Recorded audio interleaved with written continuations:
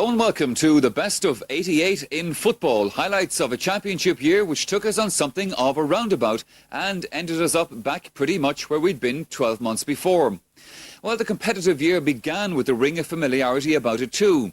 Meath and Dublin contested the National League final.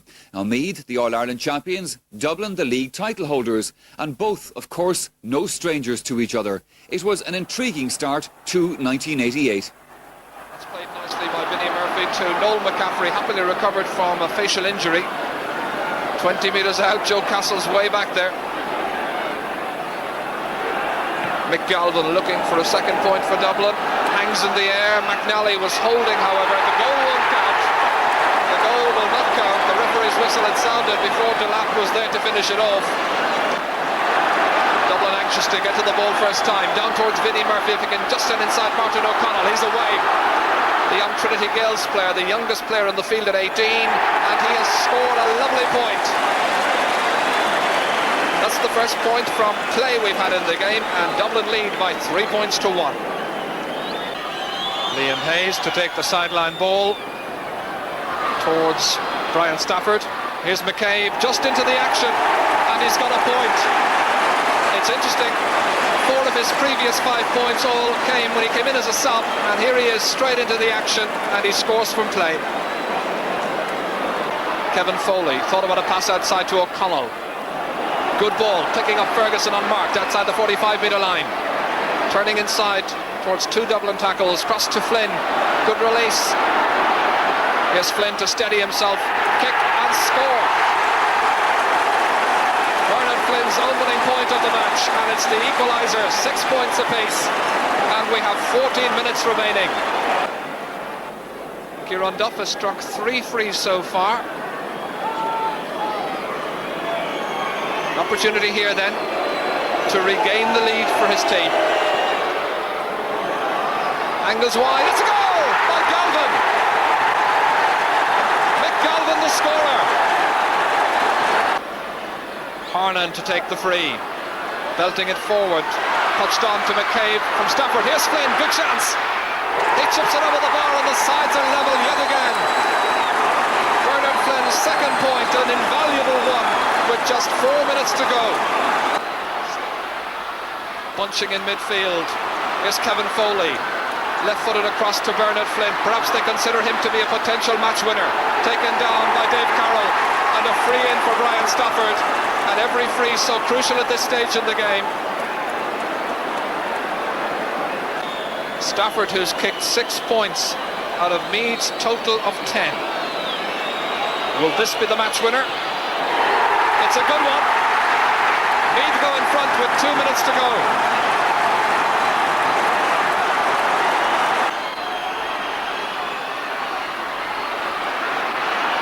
And once again a free for a foul on Paul Caffrey. The referee will probably add on some time for injuries.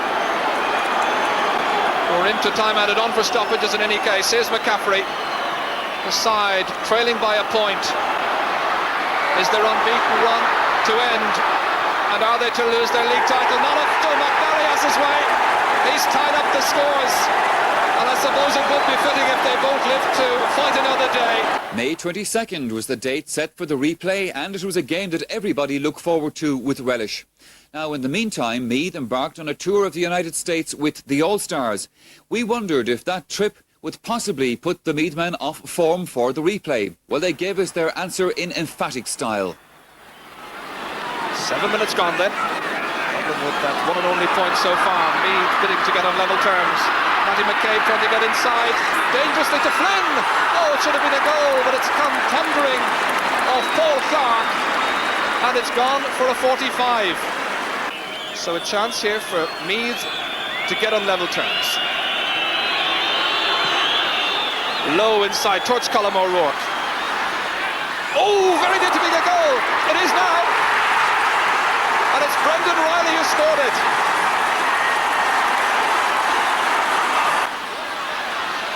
Taken neatly by PJ Gillick. Oh, look at this for slack marking. Bernard Flynn getting well away from Dave Carroll. And Carroll pushing and shoving, but still Flynn persisting and scoring. Good advantage applied there by the referee. Bernard Flynn's first point, the sides level again.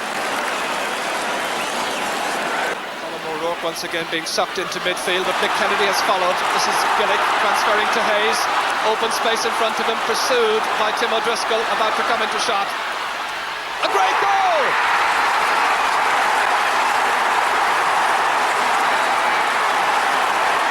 A marvellous penetrating run by Liam Hayes, and a brilliant execution.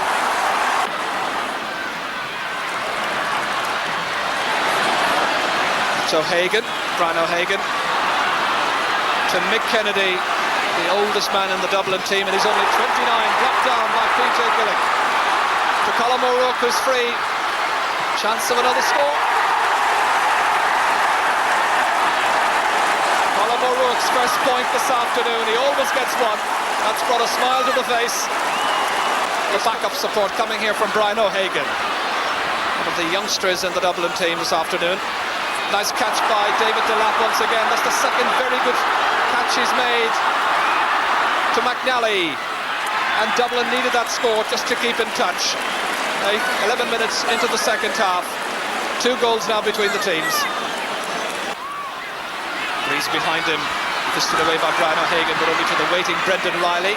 Scorer of Meath's first goal, teasingly inside towards Flynn. Bernard Flynn has it. And a lovely point. The value of good persistence being shown that time by Bernard Flynn, and the inexperience of his marker showing. 70 minutes gone in the second half. Matty McCabe, Bernard Flynn, pushed by McCaffrey, given an advantage. Joe McNally, by the way, I think it has firmly been decided now, is Dublin's spare player, the extra man. We'll see how they use him.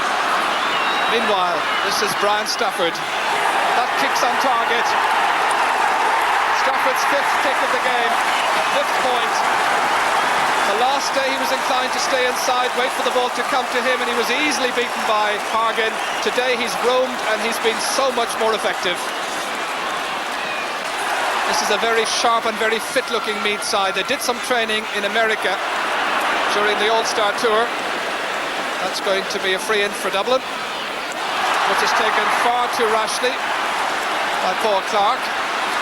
Flynn rounding McCaffrey. 2 very fit operators. Flynn has such a great eye for goal. What great confidence now being demonstrated by the Meath forwards. No one better, of course, than Bernard Flynn. 4 points his afternoon tally. Here's O'Hagan. Murphy loses it.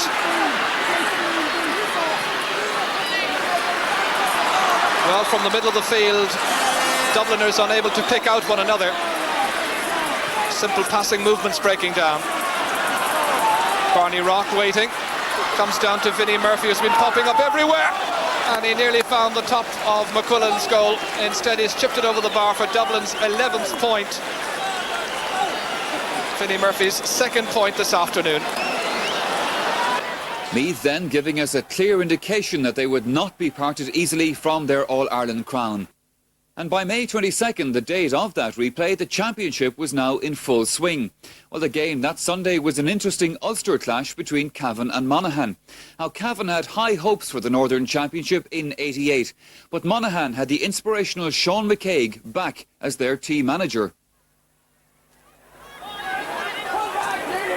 McDonald, Faulkner, Donoghue await the line ball.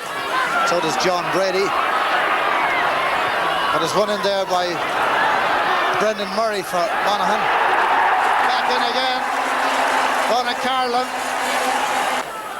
Good kick into the wind. It's going to break towards Nudie Hughes. No foul. Not initially anyway.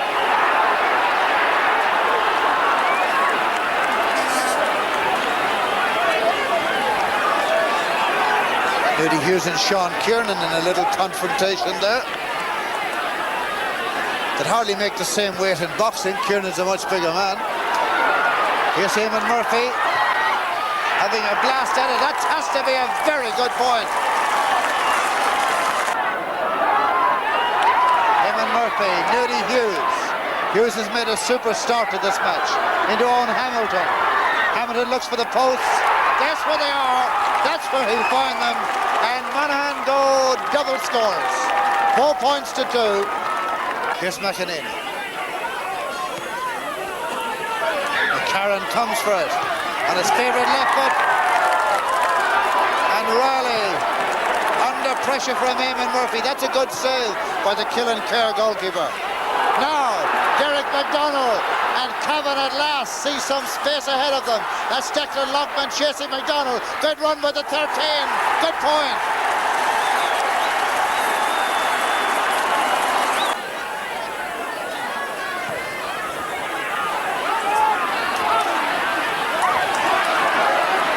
Carher and Cullivan challenging for him. Kelleher took a knock as he went down. All very ragged in there.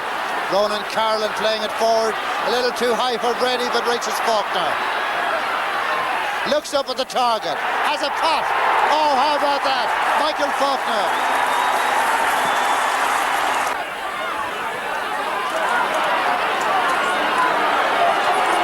A good break here by Kieran Murray, the captain of Monaghan.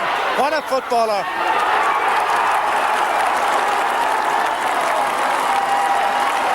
For me, there's no better footballer in the country anywhere.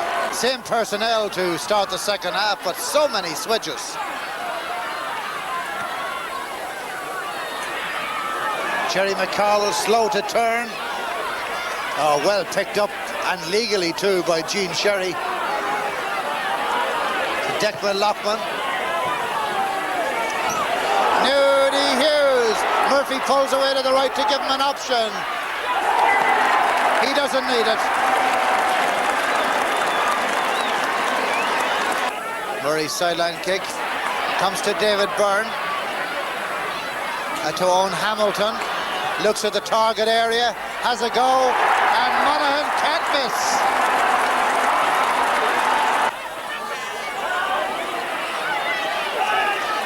Gene Kiernan.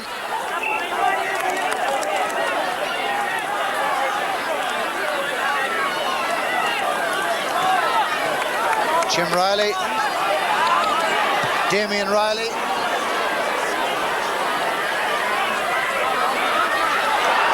Fenton Cal, a point, but it certainly looked from here as though a goal was there for the taking. Bernie Murray for Monaghan.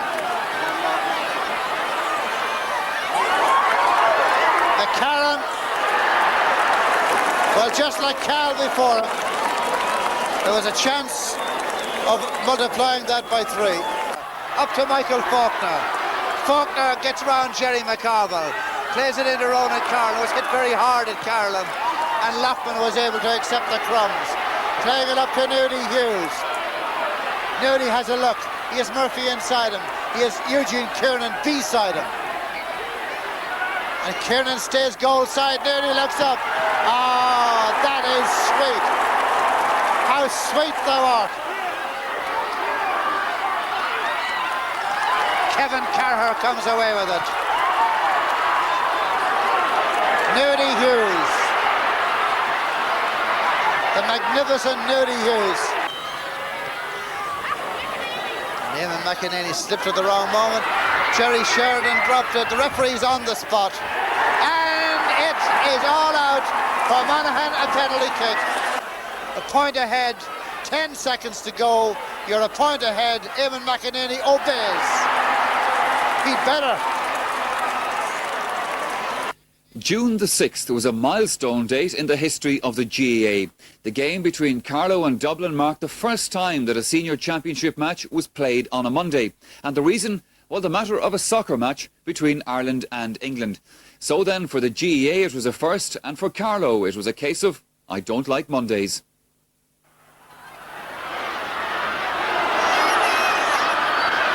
Murphy receiving from Redmond and giving it back. Now there may be something on for Bissett. Broderick turns goal into point, the first score of the game. 13 minutes exactly. Well placed shot too, and the goalkeeper did well.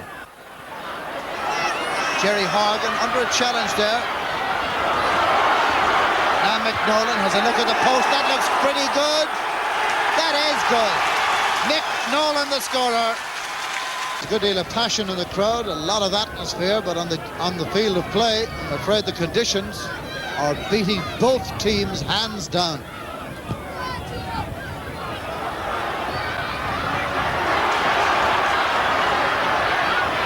Joe Dunn lost it out there. Now Dublin have a chance. McGalvin trying to get across. Broderick couldn't keep it out, and it's in the net. Galvin again worked. There's McNally. There's Connacht Crowley. You see Galvin again so involved in it. Gets the pick up, gets by Joe Dunn.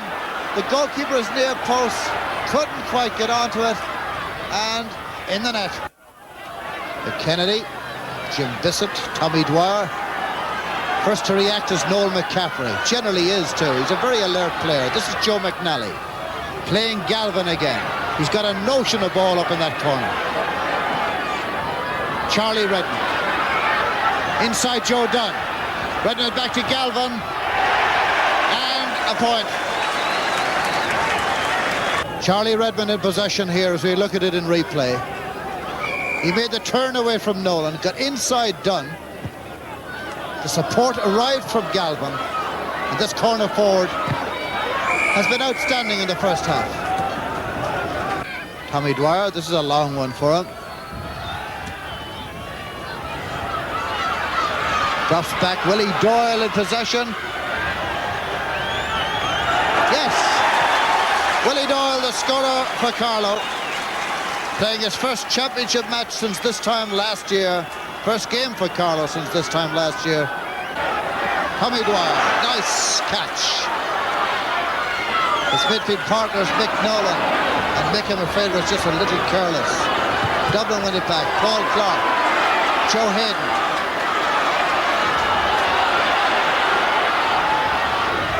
Paddy Quirk. Mick Nolan. Back to Dwyer. That's a good score. Carlow's best move of the game. And Tommy Dwyer finishing it off with a sweet point. A move that was started initially by Joe Hayden, who did very well and did well to play the ball when he slipped. And Tommy Dwyer following it up had the angle just right, and that's a very good point. And that's it. The end of the first half. That leaves it. Dublin 1 goal and 6 points. Carlow 5 points. It's the 10th championship meeting of Dublin and Carlow since 1914. And in all of that time, only one Carlow win. 44 years ago at that. Here's Paddy Quirk. Try and get them a good start of the second half, and Paddy accomplishes just that. Denny Murphy showing the strains of battle. Martin Whelan from Old Loughlin with the free kick. Charlie Redmond finds Mick Galvin. Galvin and Murphy, and outside him he's got Crowley. And Martin Whelan survives a heavy challenge and clears it. Carlow must keep concentrating now to keep in touch in this game. If they don't, it could be swallowed up. David Delap, that is. Well, David Delap didn't get a score for 40 minutes, but now he's got 2 points in the space of a couple of minutes. Big Jim run in. Paul Clark, the right half back. Joe McNally. Been well held today by Tom Cullen, but a good ball, good out ball there to Crowley coming through. And Joe Broderick knocks it over the bar. But credit Crowley with the score, his first of the game. And credit Broderick with 2 saves, one in the first half, one now, that prevented goals. Tom Cullen away. Willie Doyle. Well, it's strong man stuff, all right. The referee decides he wants to throw it up. Now it's Jim Ronan.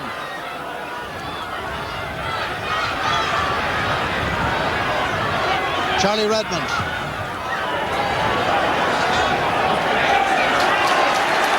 Charlie Redmond's 5th point of the game. And remember, he didn't start in this game. Kieran Duff did. As Dublin goes sailing towards a Leinster semi-final meeting with Longford. That's Barney Rock to Jim Bissett.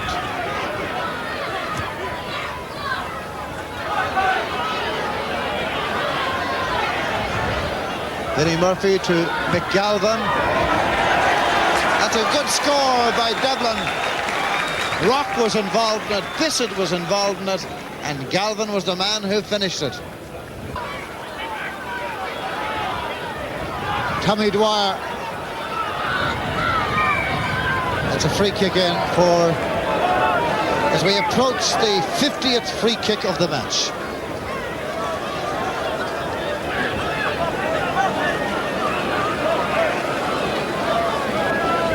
With Joe Hayden to take it.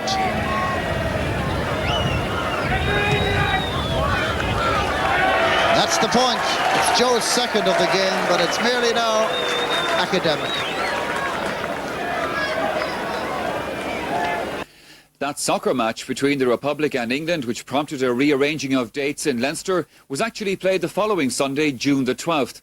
Well, the Sunday game's cameras travelled to Armagh that day for the home counties game against Donegal. It's threaded through there by Kieran McGurk.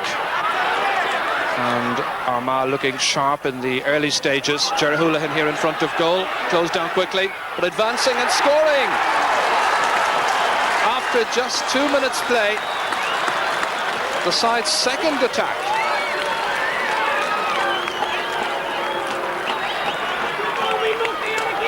Jim McConville setting it up on that right-hand side. Watches the defenders closed in quickly on Houlihan, but he somehow managed to dodge around and left-footed it away into the corner.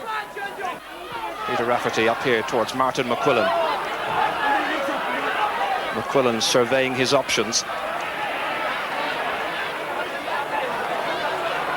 Here's Neil Smith. Chased back there by John Cunningham. To the other one, Joey Cunningham, the Armagh Joey, and he hammered one against the crossbar after 1 minute, but he's got himself a point now after 10. Might be worth taking a look at again. A good bit of industry by Joey Cunningham. And a very good finish.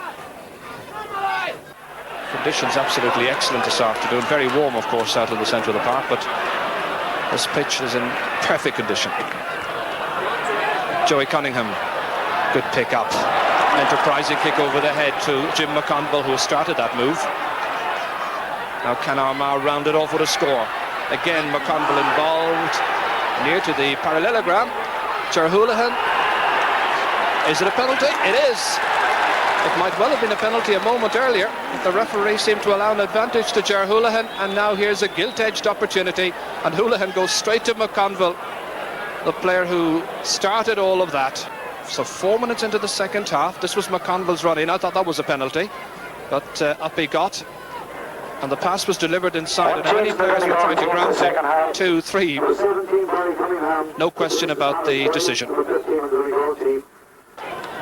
Gary Walsh faces Kieran McGurk in the 5th minute.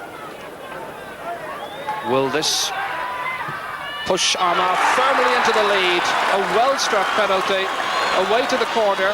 Walsh may have got a hand to it. Good tight control by Cunningham.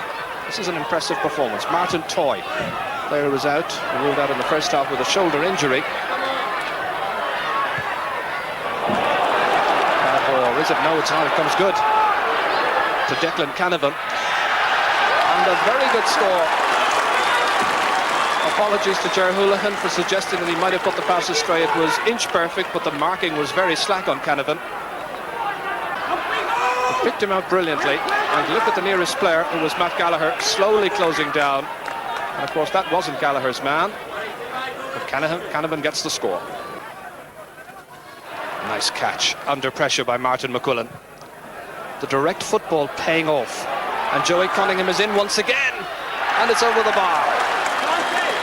Hasn't scored for some time, that's his second point. But it's a really good, gritty performance by the home team.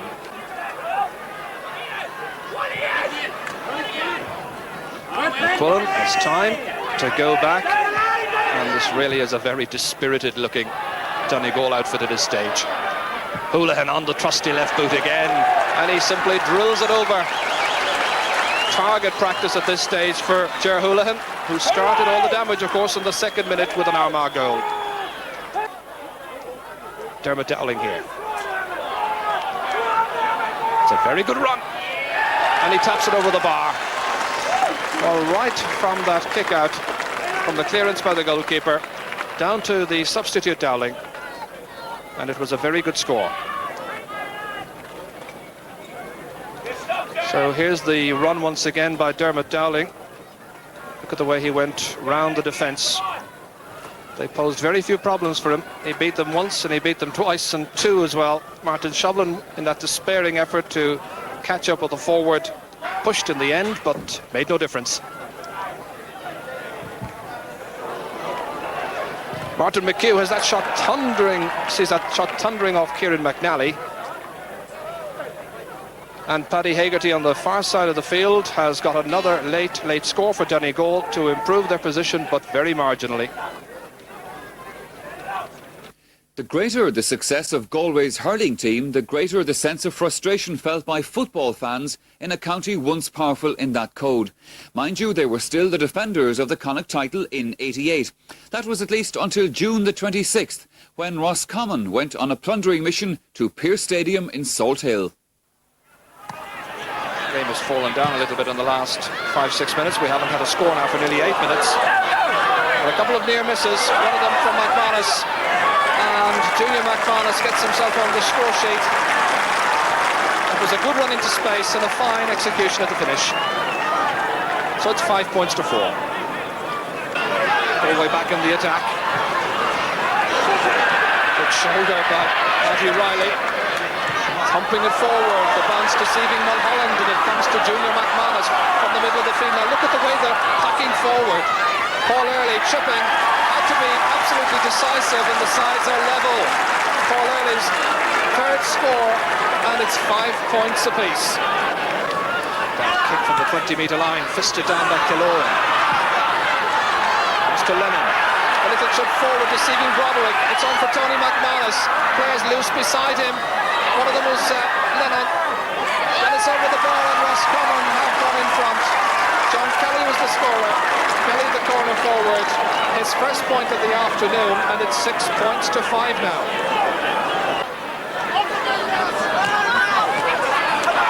Touchdown to Paul Early. They're combining well in midfield, Roscommon. Having a very good spell at the moment. Once again, another punt forward by Kelly. And the same result, 2 attacks, 2 points for John Kelly from Elphin. Kelly, who actually went to school in St. George in Tuam, County Galway. Rory Kelly. Well blocked down by Gary Wynn, but there's good backup support here from Alan Mulholland. The belt into space. Might work yet for Jimmy O'Dea. Oh, it's a cracking shot which comes off the crossbar and back into space. Another let off. Val Daly maintaining the momentum of the attack. A little chip over the bar by Val Daly. His second point, making it 7 points to 6. Well, they're still buzzing around Pearse Stadium. Great kick out by Gay Sheeran, finding John Newton, whose fielding has been excellent at midfield. Up it goes. The layoff down towards Tony McManus. Jersey pull. The shot and goal! But the referee is going in. Is he giving the goal? Yes, he is. Notebook's out. He's giving the goal, giving a very good advantage. Tony McManus, then the Roscommon scorer.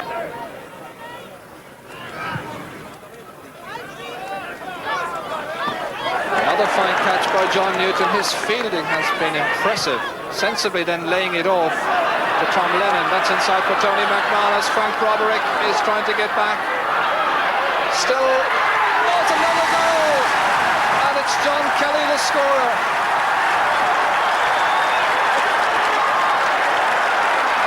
Brian Talty has just come into the game. He's playing in the middle of the field, and he's on instead of Hugh Blaheen. That's an interesting change after just 5 minutes of the second half. There can the veteran Talty make a difference. Val Daly meanwhile. That's over the bar to cut back the deficit. 5 points separate the sides. Galway's 8th point, Roscommon 2-7. Alan Mulholland overreaching himself to Michael Donlan. Chip ball forward for Tom Lennon. And this is Junior McManus shipping the shoulder from Matty Coleman, who seemed to injure himself in the process. It's to Joey Connaughton, and that is snapped up and over the bar.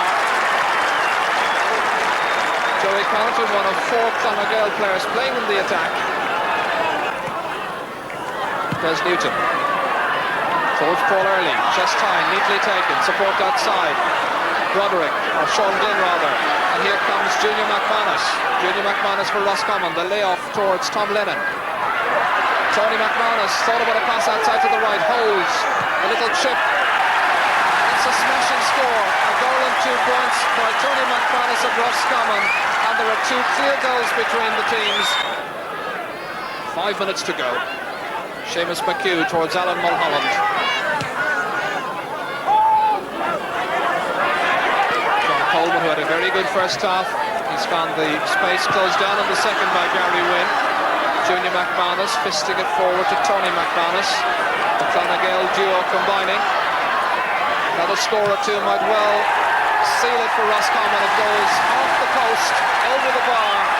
The air was punched by Delight, and with Delight by Tony, who's got a goal and 3 points.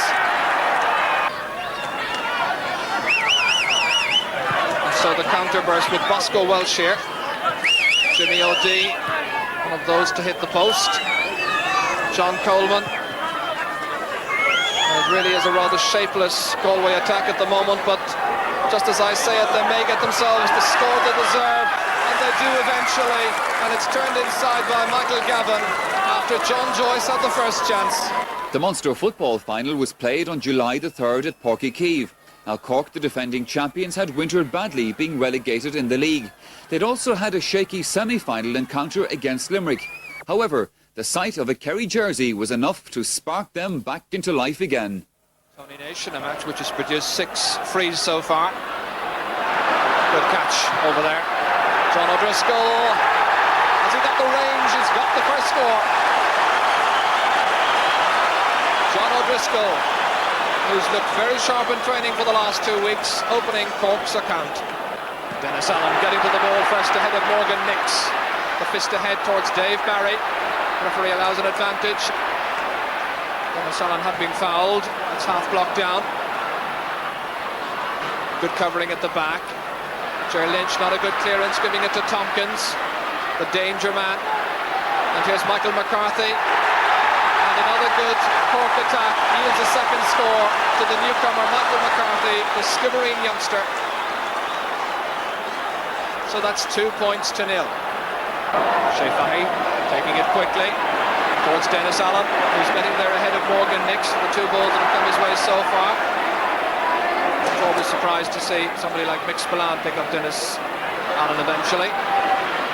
Tony Nation, that's half blocked down by Jack O'Shea, picked up however by Michael McCarthy, and he drills it over for his 2nd point. That's very accurate shooting by Michael McCarthy. Knocked into space towards Michael McAuliffe. Tony Nation, his marker.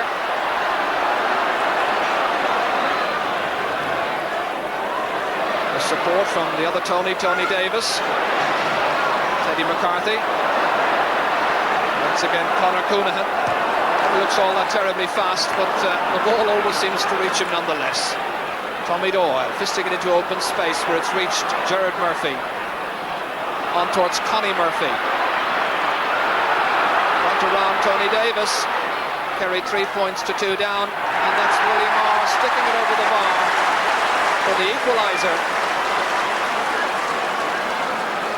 So 3 points for Kerry, 3 points for Cork. There was lovely combined play. Connie Murphy setting it up, held it well, found Willie Marr, and he stuck it over with the left boot.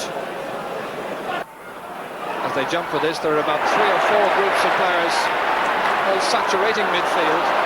It breaks out to Paul McGrath, getting it onto the trusty right boot, and Cork are in front again. This is a really fine display from both teams. Paul McGrath the scorer, and it's 4 points to 3. A view of Cork's bench. Billy Morgan here on the left. Over the head of Niall Cavan. Going back there, Stephen O'Brien. Taking out Teddy McCarthy.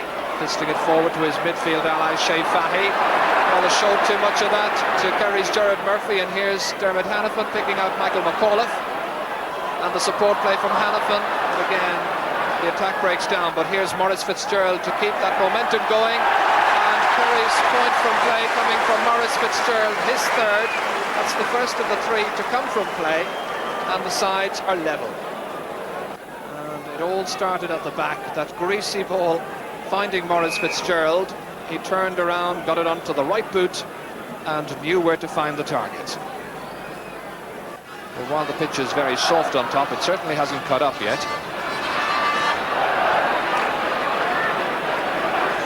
Tommy Doyle being blocked down, finding Jack O'Shea. Towards Pat Spillane. Cahalan keeping a tight rein on Spillane, but he's free for once, and he's released it inside to Jack O'Shea. Jack O'Shea dispatching it over the crossbar, and Kerry enjoy a 2-point lead. What great running forward by Jack O'Shea for his first score. Pat Spillane seeing the good running and intelligent positioning of Jack O'Shea, and despite the challenge, he makes it 6 points to 4.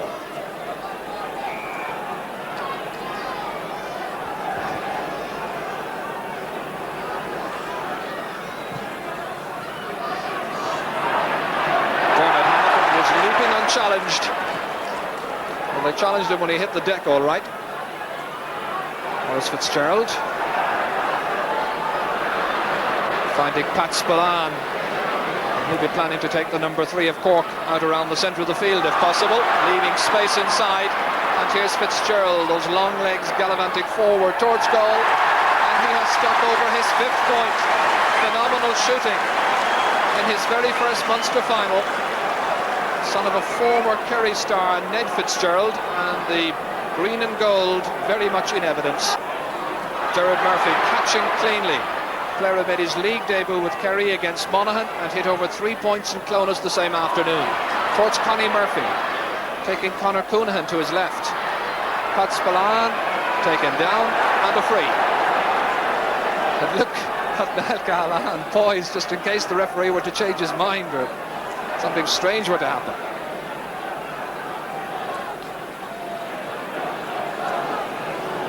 Maurice Fitzgerald, 5 points to his credit so far, and you can now change that and make it 6. Kerry lead by double scores, and there are 22 minutes of the 99th Munster final gone. Once again, it's John O'Driscoll across towards Michael McCarthy, who got 2 points in that early burst by Cork, down to Dennis Allen. They need another score, and they need it quickly, and they have got it from the boot of Dennis Allen.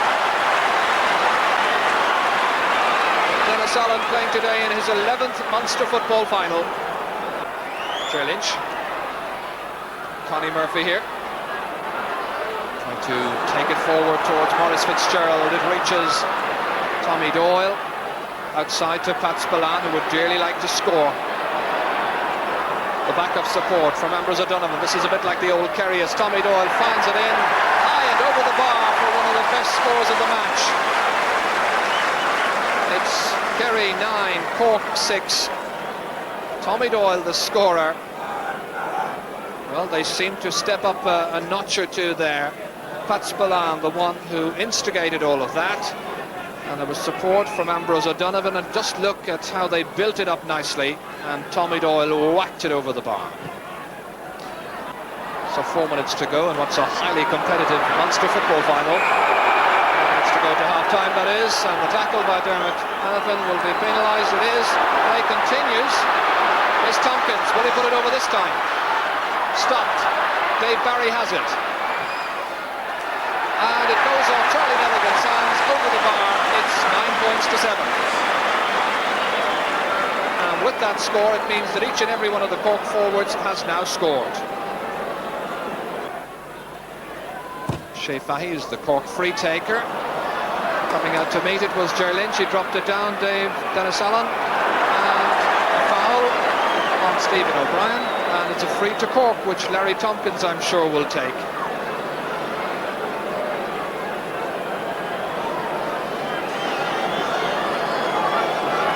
Tompkins, who's got 1 point from play.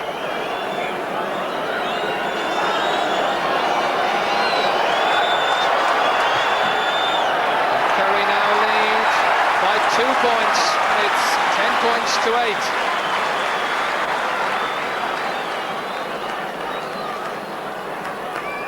So champions Cork trailing by 2 points, and indeed 9 times this century Cork has won the title back from Kerry, only to lose it again the very next year. Will that happen one more time?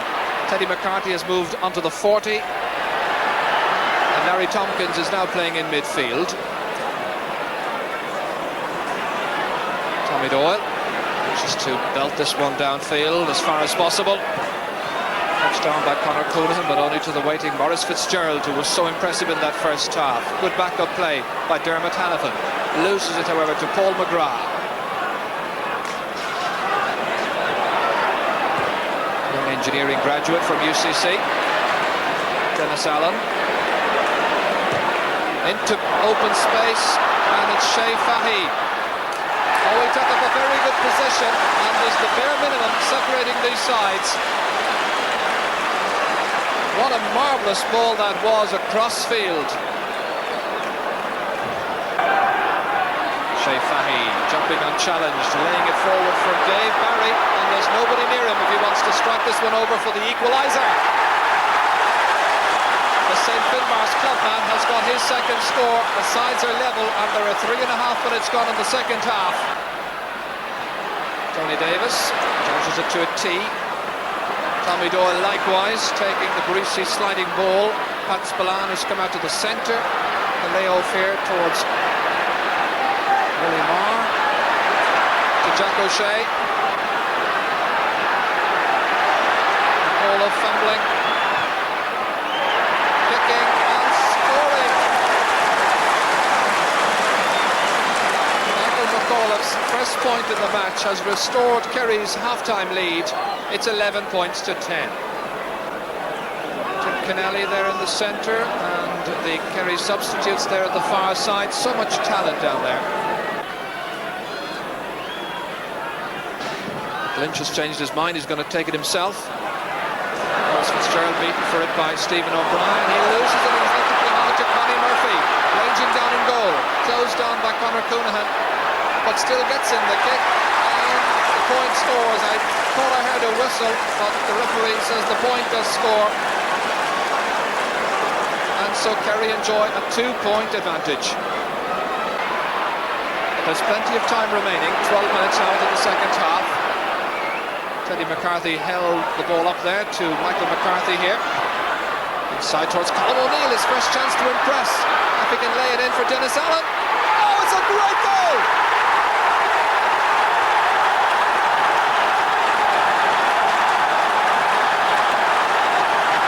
12 minutes into the second half.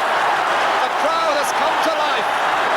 The opening goal was set up by Teddy McCarthy, picking out Michael McCarthy, here his namesake. Colin O'Neill couldn't quite hold it, but he did just enough. And watch for the run of Dennis-Allen, left to right. And Charlie Nelligan was diving in midair, but it reached the top corner. Fitzgerald's shot taken down by Conor Coonahan.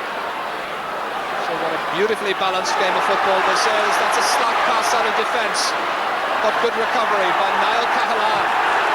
Good shoulder as well. Michael McCarthy. Paul McGrath rather.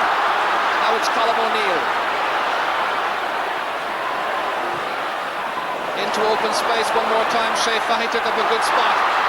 This is Tompkins, and Cork are in a 1-point lead. That's Tompkins' third score.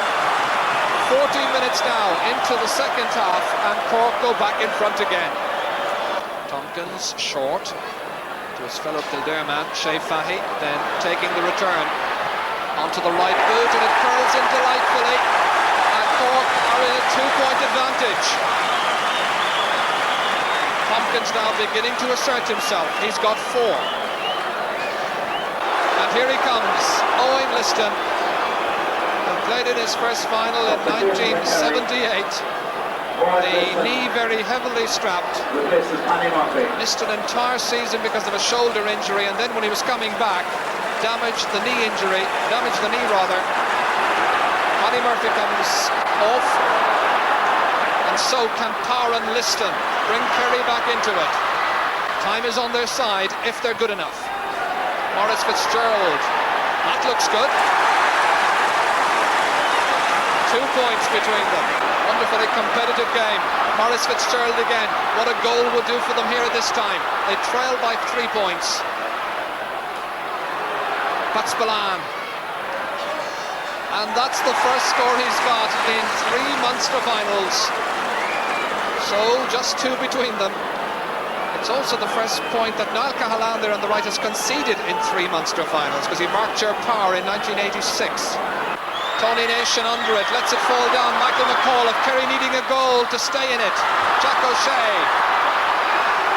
pulled Russell to the ground, and the book is out once again. This time the name of Conor Coonahan, I think, will be joining the others. Tompkins there and Jack O'Shea, and I think Tompkins just trying to restrain Jack O'Shea, who didn't appreciate the unsporting nature of that challenge.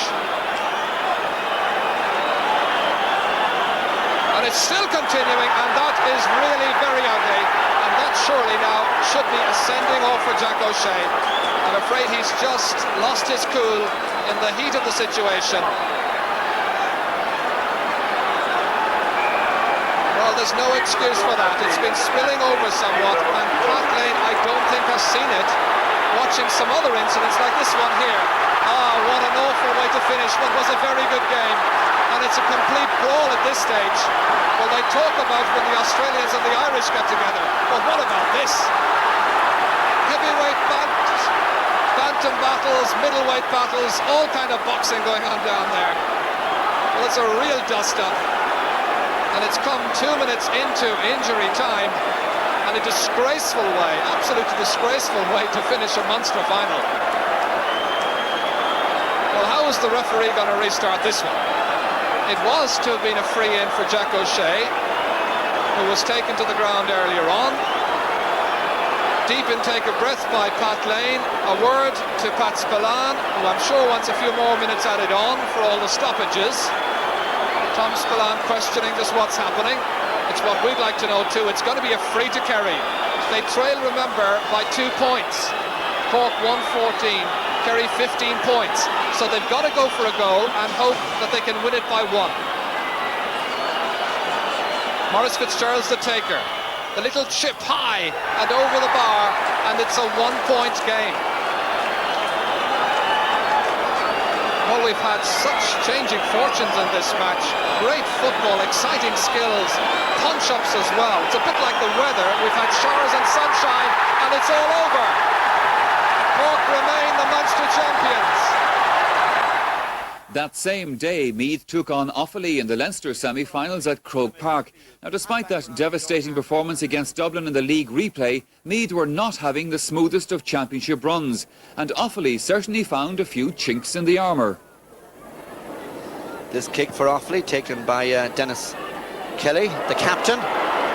Through towards Peter Brady. The chance of the first score, and Peter Brady has got it. Well, we've had to wait over 8 minutes for a score, but when it came to Offaly. GA fans will remember that long drawn-out saga with Wexford.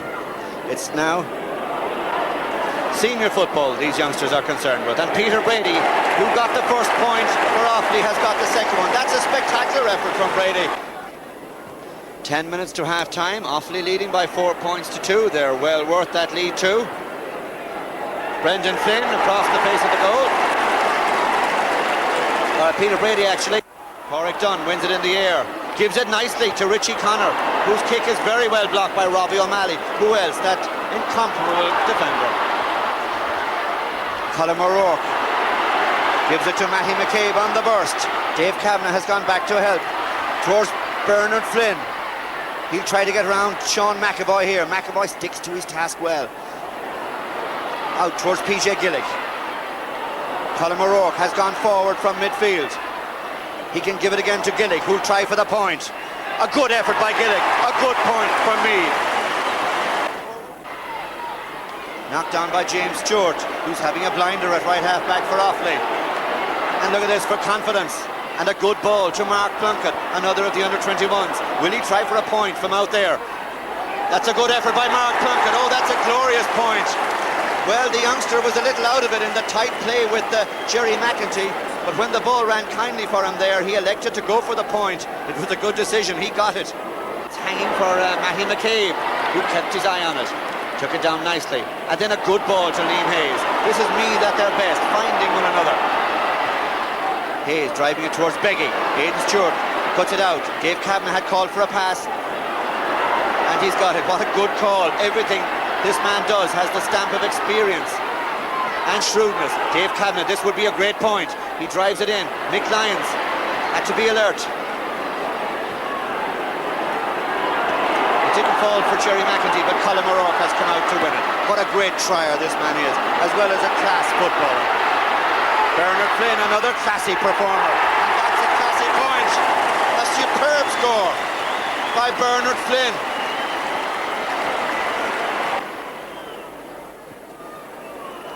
The Offaly dugout a little despondent now, I feel. But Colin O'Rourke will make them feel just a little bit worse with that point. PJ Gillick doing good work in the middle of the field. Liam Hayes here. Nicely to Matty McCabe. Back to Brian Stafford. Oh, that's very nice indeed from Brian Stafford, but it's just a little bit easier when you're leading by 6 or 7 points.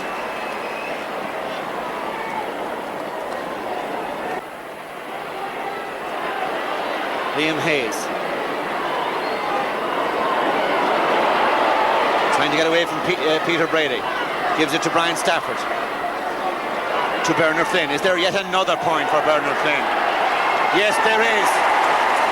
Well, he was under a little bit of pressure, but he's so beautifully balanced. He's got so much skill. Even under pressure, he found the point.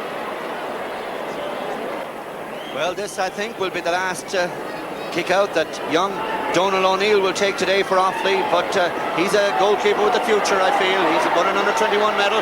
Oh, here's Bernard Flynn trying to wrap it up. A great save by Donal O'Neill. Well, I was just saying that he's a goalkeeper with the future. He's won an under-21 medal. He's played very well today, and you saw for yourselves that was a great save.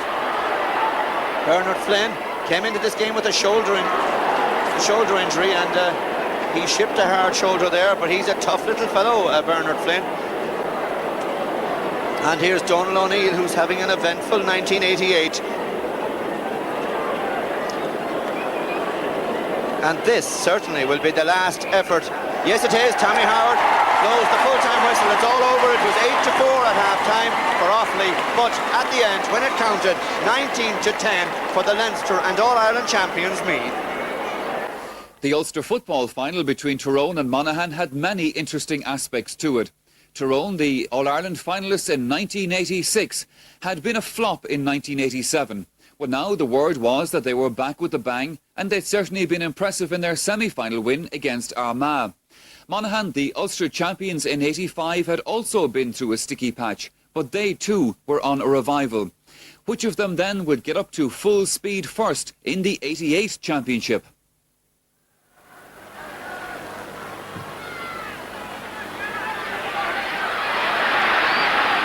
Damien O'Hagan,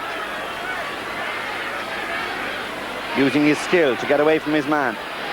Stephen Conway, just knocked away from him there by Bernie Murray. That was timely, but it can still come. The first goal of the game for Tyrone, for Paul Quinn.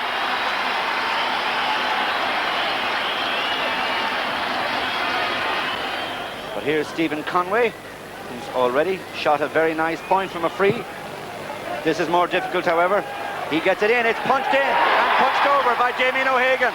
That was well done by O'Hagan, but I just wonder about the Monaghan defence. As they say, ball watching, as that one came in, and really Damien O'Hagan should not have had that kind of freedom. Having said that, however, full marks to the Tyrone man for his opportunism. So then, under 10 minutes to half-time, Noel McGinn drives it in, 3 points apiece. A great drive by Noel McGinn. Oh, deflected in by one of the Monaghan midfielders off his own post. That was a chancy one. I think it was Kevin Carroher. And David Byrne has to help out here and get that ball forward, but no fewer than 3 Tyrone men covering. This is a scrappy football at the moment, particularly from Monaghan, who are making life difficult for themselves by playing unorthodox football. But here's a chance for Eugene Hughes in front of the goal. Can he finish? Yes, it's a goal. An extraordinary one by Eugene Hughes. And what a blunder by Aidan Skelton in the Tyrone goal.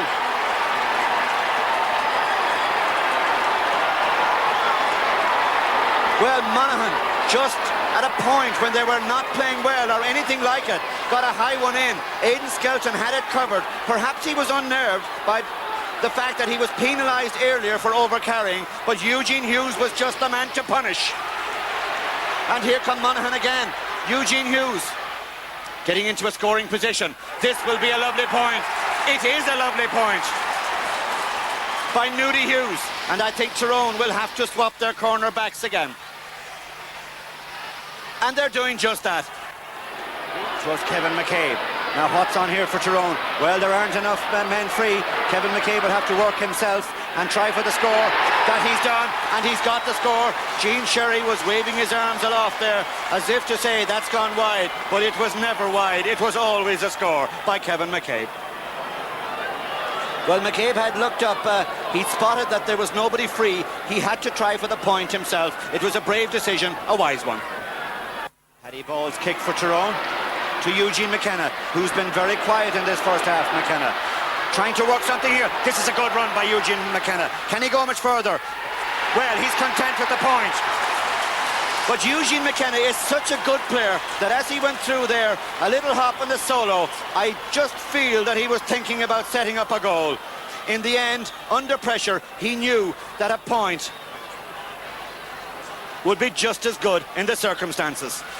Sold that dummy so well, just drifted away from his man. Lovely skill by Eugene McKenna. Lovely finishing too. That's a delightful point.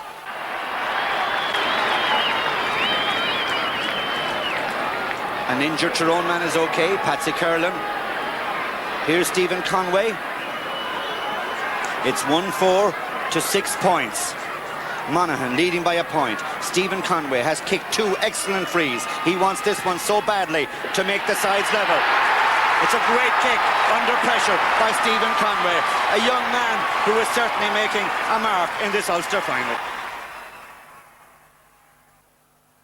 Well, though Tyrone did go ahead by 1 point in the second half, in the end it was Monaghan's day, winning by 110 to 11 points. The Connacht final was played on July the 24th, and Roscommon fans had hopes that this would be their year, especially after that semi-final win over Galway and the fact that they had home advantage over Mayo. But Mayo are nothing if not unpredictable. And there, the relaxing substitutes across in the Mayo bench. Liam McHale fisting it down towards Martin Carney on the left boot. That looks a good one. The veteran of the side, Martin Carney, 35 years of age, gives Mayo the lead. Michael Donlan, the taker, swinging it away over to Junior McManus, up towards John Kelly. And there was a push in the back by Dennis Carney and a free to Roscommon. Paul Early, who kicked some good frees against Galway in the semi-final, is the taker. Into the breeze. Jimmy Brown deceived, and it's Tommy Lennon once again. Looking for support now, getting it from John Kelly. Into the unmarked, Seamus Killoran, the little chip shot, and the sides are on level terms. Roscommon's really first attack produces the equalising score. Dermot Flanagan, short one. Tom Riley delaying somewhat. Flanagan comes forward, the team captain into the loose unmarked TJ Kilgallen down to Noel Durkin, and there's another point, a second one for Mayo. Noel Durkin is the scorer. TJ Kilgallen. Oh, that's neatly into the path of Mark Butler. Looking for support, getting it from Tom Morgan. Tom Riley's in the square in there, and so too. Well met by Martin Carney. And over the bar. And it's 5 points to 3. Martin Carney's second score. John Newton tussling over there, breaks down to Dermot Flanagan, released to TJ Kilgallen of Mayo. Long effort. Tom Morgan, full back there too. And it's neatly taken up by Gary Wynn, releasing it to Matthew Riley. Thundering forward, but he's left it behind him to Tom Morgan. And the referee signals that foul. Ball touched on the ground. Noel Durkin is anxious to take it quickly. Dermot Flanagan has decided to take responsibility upon himself. Young Mark Butler having missed a number of kickable scores.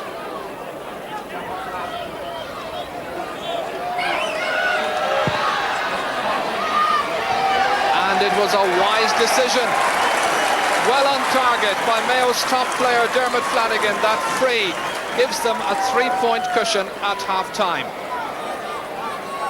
On the far side, Jimmy Burke, the great campaigner, is getting ready, and I'm sure he'll be brought in very shortly into that Mayo attack.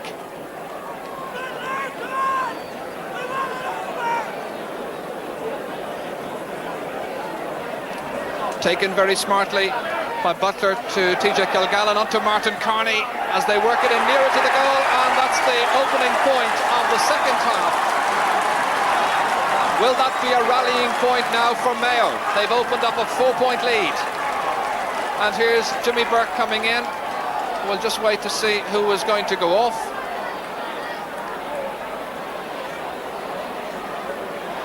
And it's Tom Morgan, I think, who's about to leave the game. The full forward is gone, replaced by Jimmy Burke.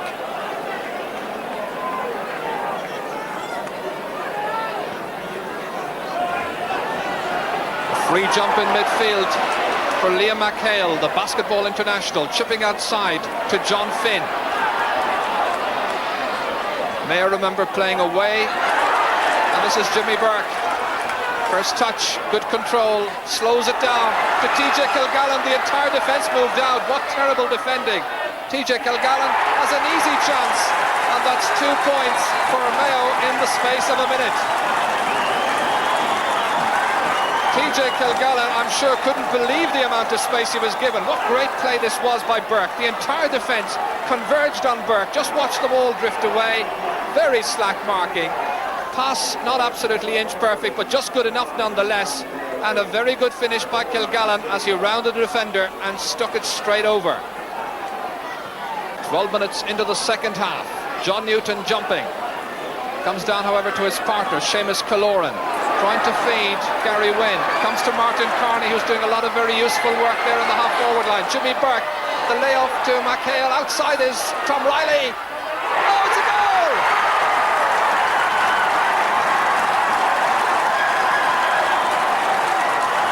A goal by Tom Riley. The first really bit of enterprising play, and Martin Carney was the instigator. Good vision from Jimmy Burke, laying it into McHale, who spotted the opening outside, and Riley had time to gather, turn, and belted way into the roof of the far corner. The opening goal. Dermot Flanagan reading the game so well. Back to Sean Maher, who held off his opponent with his arm. Forward for Dermot Flanagan again, pursued by Gary Wynn. Waiting for support, gets it from McHale. The little chip outside was intended for Tom Riley here. Towards Martin Carney, they're having to go the long way about it. Jimmy Burke. The old head. Can he steer it on target? Well, that's why he was brought in the second half. Contributing to the goal, and now contributing to this latest point. So Roscommon then having to bridge a goal and 3 points once again. Tony McManus trying to flick it down for Junior McManus. Read well, however. That's Frank Noon. carrying it out of defence, linking up with Liam McHale, released quickly to TJ Kilgallen. They're anchoring well in midfield, supporting one another as well, playing well into the breeze. Martin Carney on the left boot once more, and they've got a winning look about them at the moment. Carney's 4th point. 7 points now the margin.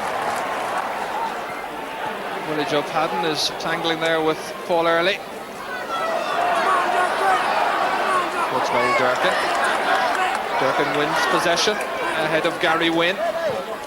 Inside to Tom Riley, turning, looking for the post, and having to go the long way around. The chip is good, and that's a goal, and 12 points now to 7 points for Roscommon.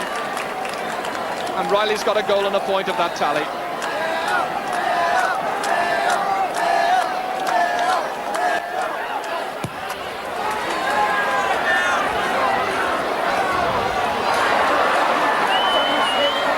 Towards Junior McManus. The shot by Junior McManus, his first point of the afternoon, but too little, too late. And so to the Leinster final and another chapter in the Meath-Dublin saga. Now this final was as tense and as tight as all the recent championship meetings between the two sides had been. And there was a dramatic ending to this one as well. Thumping it in well towards Colm O'Rourke. Breaks down to Matty McCabe. Oh, a goal!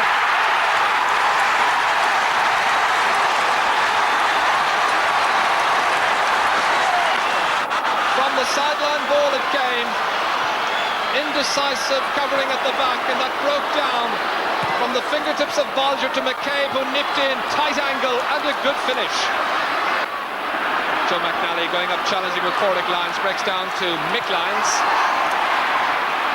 Roasted pass, however, given straight away to Noel McCaffrey from the middle of the field. Galvin keeping it in play, he's got support outside. Declan Sheehan here drilling it on the left. Boot looks good, it's on its way, and Dublin's 2nd point scored by Declan Sheehan. And so there's just a point now between the teams.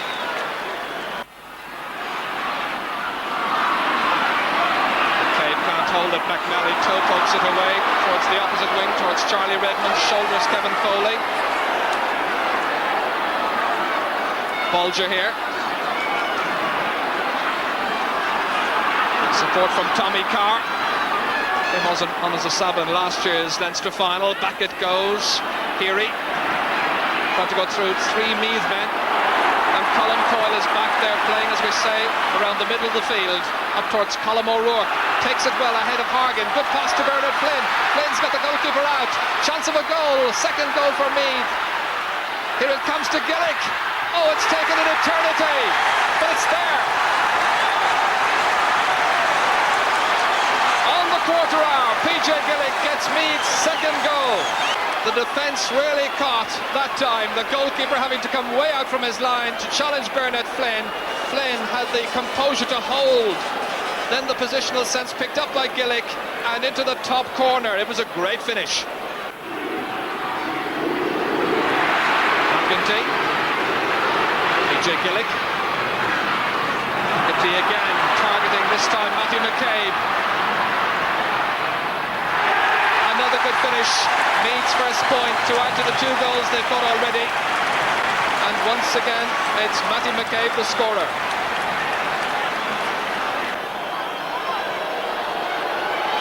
Arnie Rock for Vinnie Murphy, who did very well, I felt, in the 2 league finals. And that looks a good kick. It's on its way.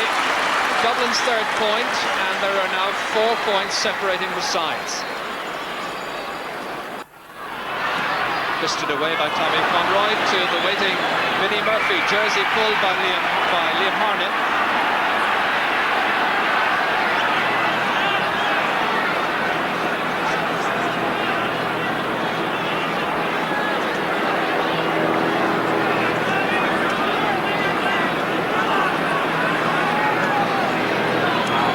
Dublin's 16th free of the half. They're ahead at the moment in terms of frees, 2-1. Joe McNally to Vinnie Murphy. Another well-directed shot by Murphy. A splendid young player. Out of minor just a season, and he's kicked 2 points in this opening half to keep Dublin's hopes alive. Just a goal now between the teams. And if the Dublin defence could tighten up somewhat and get a more firm grip at midfield, their fans, I think, realising that they could be in with a chance yet. Declan Sheehan, Dublin's best spell so far. Another good shot, it's on its way again. And now there's just two between the teams. On that half-forward line, Sheehan's kicked 2 points and Murphy's kicked 2 points. And this is Porrick Lyons on his own 65-metre line. Challenge, gives the ball away to Declan Bolger. Squares it across the field towards Declan Sheehan, where they probably feel they might well have an ace. Down it goes to Mick Galvin, getting away from Robbie O'Malley near to half-time. Still 2 points separating the sides.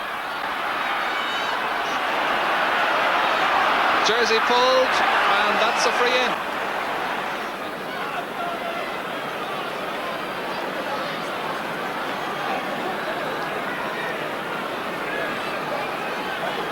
So Declan Sheehan composes himself, the game ticking in to injury time, and he puts it over the bar.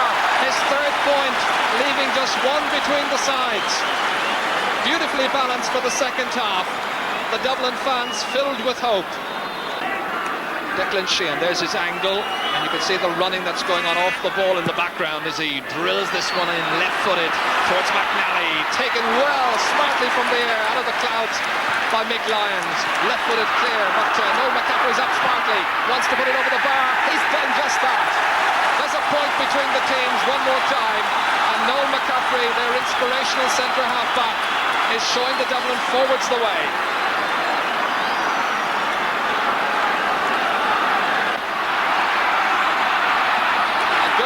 Tommy Conroy, but he's dispossessed by Jerry McEntee.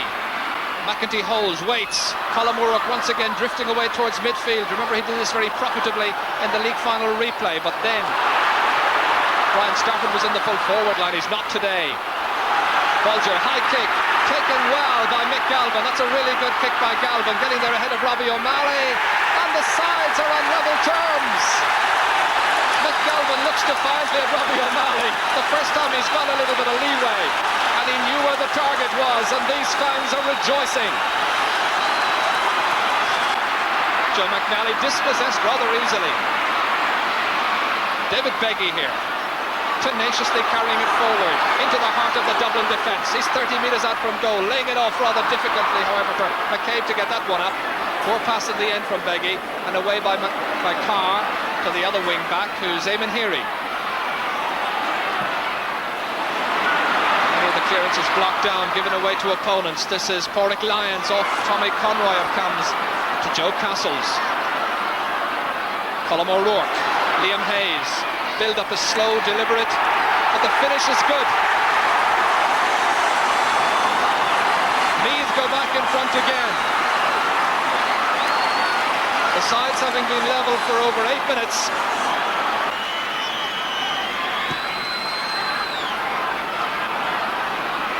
Well, it doesn't really matter about that misdirected ball, or does it? It's still in play. Heary. Dublin needing a goal, but Meath absolutely refusing to yield anything. Space at a premium, and look at this for good backup support. Reaches Joe Castles. Trying to get the ball inside. PJ Gillick shoots. Oh, fingertip save away by John O'Leary over the bar. And that should seal it, I think. Gillick's third point, a goal and 3 points in all. A great save produced by John O'Leary, but now 3 points between the teams. Looking for a goal.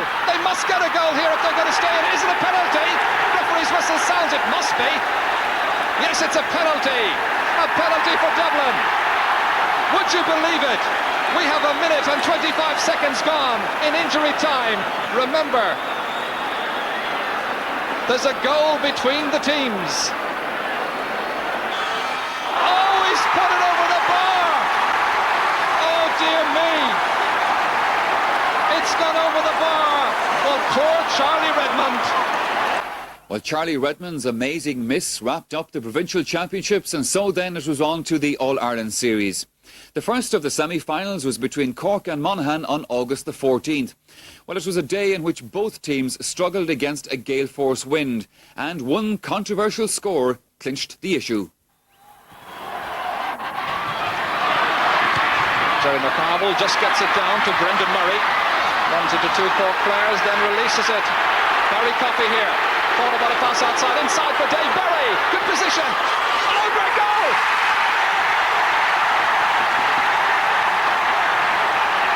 A goal for Cork, 6 minutes into the second half. Meanwhile, back in the middle of the field, Brendan Murray is receiving attention. Oh, right into the top corner. Eugene Sherry nips in, take that breaking ball. Dennis Walsh comfortably under it. Coleman Corrigan up towards Paul McGrath. Tony Davis.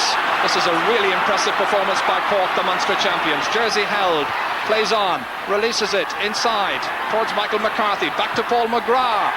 And that sails over the bar. Paul McGrath's got his third point. He got two right at the start of the first half, a third now, and the Cork fans are really celebrating. So is there a Monaghan fight back? Nudie Hughes tried to go by Niall Cahalan, back to Eamon McEnany, and that's a point that they needed and a point they've got.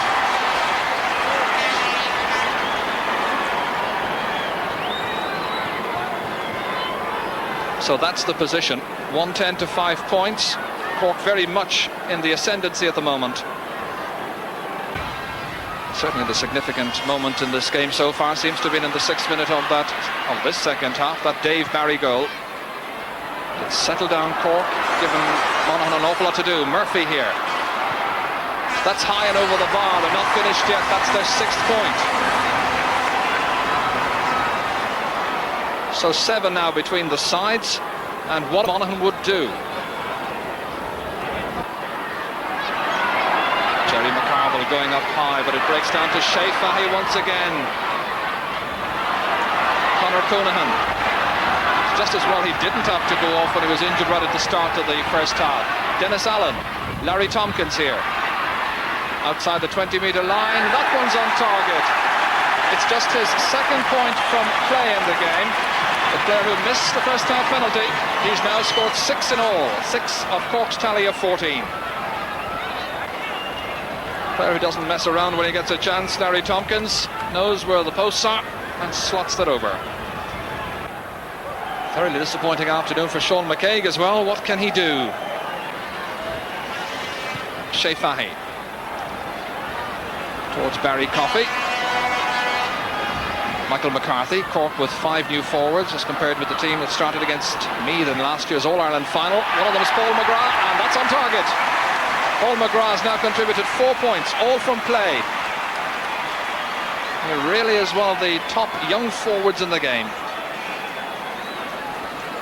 2 of the younger players who weren't involved last season, combining there. McCarthy, despite the jersey pull by Declan Flanagan, Paul McGrath had a point in his mind and stuck it over.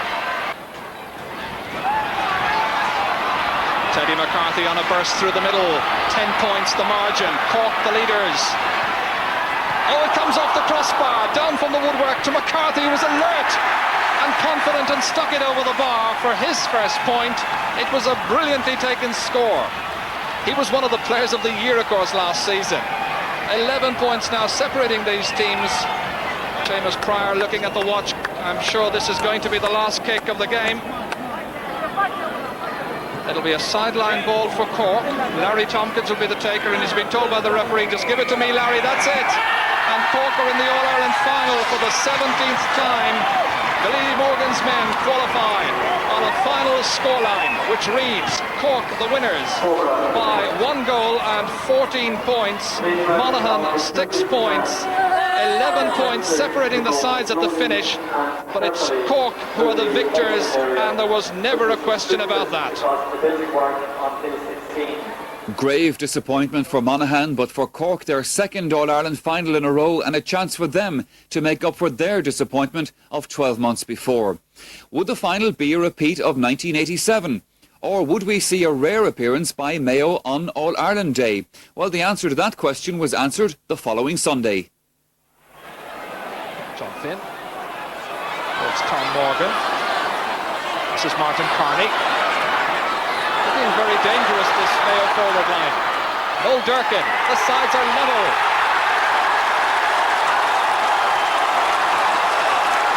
The game has come to something like life in the last 5 minutes.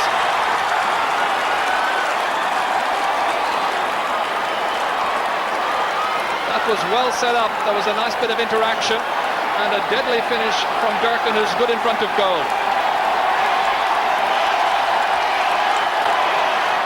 That's neatly taken by Colm O'Rourke. Foul, but the referee allows an advantage. Into Flynn. Front around Jimmy Brown, taking it on the outside, then inside on the left-hand boot. Across it goes to McCabe. And that's Colm Coyle over the bar. His first point since coming on, increasing Meath's lead. And with 5 minutes to go to half-time, this was the latest score. The forwards now beginning to assert themselves a bit more. Bernard Flynn getting a bit of leeway, going right, then left. Shot off target. Was held up well back there with McCabe in the action. Back to the on-running Coyle, no marking, and straight over the bar. TJ Kilgallen can't take it. Colm Coyle menacingly forward. Breaks down. Taken by Frank Noon. 3 players around him. And the ever-alert Brian Stafford there too is Matty McCabe turning on the right boot. And that sails over. McCabe's first point. And there are 4 between them once again. And the Meath followers are happy. Meath looking a little faster to the play. McCabe getting it back to Flynn. And Jerry McEntee, a good move this. Will it finish with a score, however? It certainly does. Coyle second.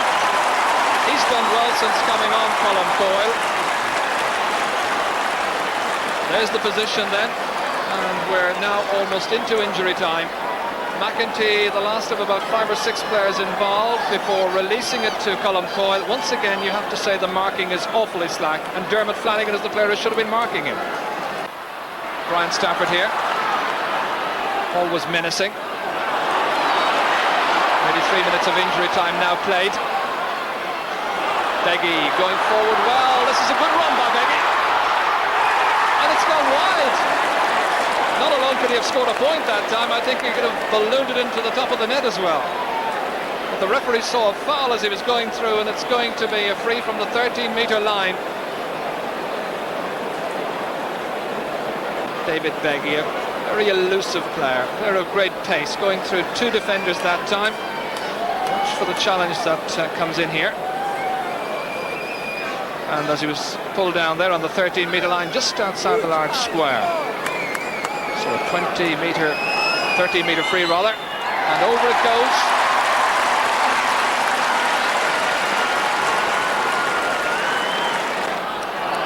Second half underway.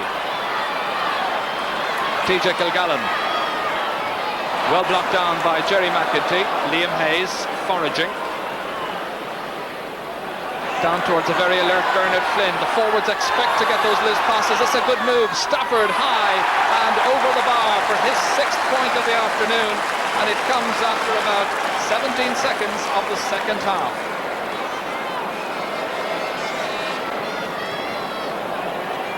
Bernard Flynn getting miles ahead, well, nearly miles ahead of Jimmy Brown. Look at the loose marking then. Stafford never closed down, and he sticks it straight over. So the Connacht champions then having a huge task ahead of them. Hill slipped inside, comes back out Dermot Flanagan colliding with TJ Kilgallen. It breaks loose to Colm O'Rourke. Two Mayo players out of action at the moment. O'Rourke outside him, he's got Matty McCabe, overhit the hand pass, just needed a little touch. McCabe was totally unmarked.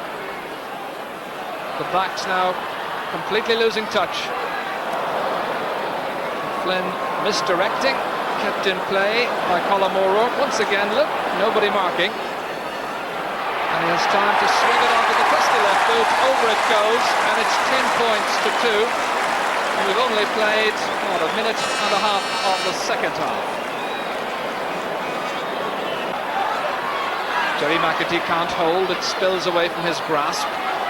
Down to Tommy Morgan. Oh, that's a giveaway of a ball. Matty McCabe chasing back. He's got support there if he wishes to use it. And Martin O'Connell.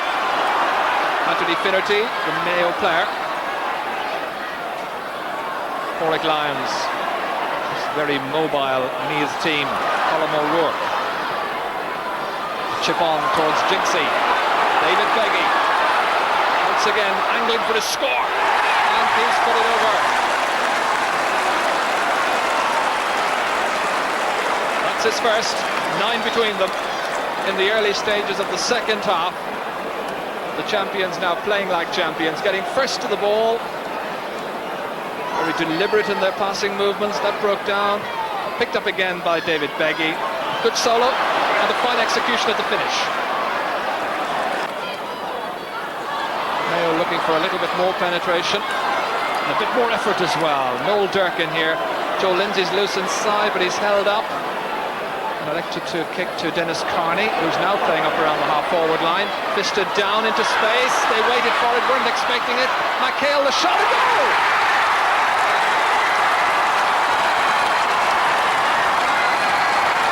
What this game has so badly needed. And it's come 13 and a half minutes into the second half. An interesting ball dropped away to the right-hand side. Watch when it came back from the fist of Finnerty. Lindsay wasn't expecting it, neither McHale, but it was dispatched quickly to Liam McHale, who drove it in low and a good goal. Michael Collins. Here's Anthony Finnerty. Along with TJ Kilgallen. Outside is Dennis Carney. And that's gone over the bar. Carney, who started out at left corner back, but he played in last year's Connacht Championship at centre forward. And he's showing some good attacking ideas. 3 players involved in that build-up. Finnerty, Kilgallen, and finally Carney.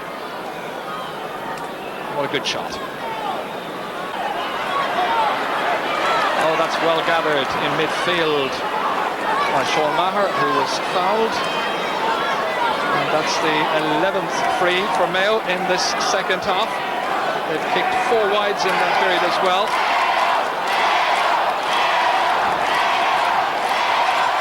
The Western followers giving their team every encouragement. Into McHale looking for another goal off the post, with McLean's there too. Down to Finnerty and over the bar it goes.